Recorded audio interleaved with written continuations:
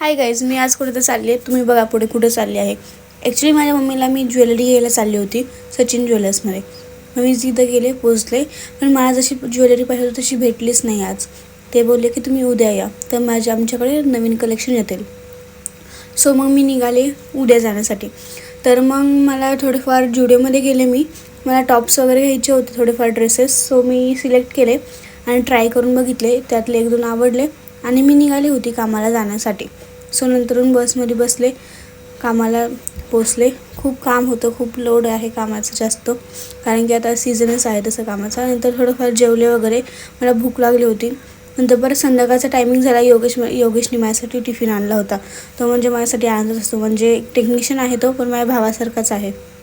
So मी निघाली होती, तर मग बसने जायचं होतं ना. सो मग मी पोचले घरी आणि मम्मीने मला राम मंदिरात घेऊन गेली, कारण ते कार्यक्रम होता. सो त्यामुळे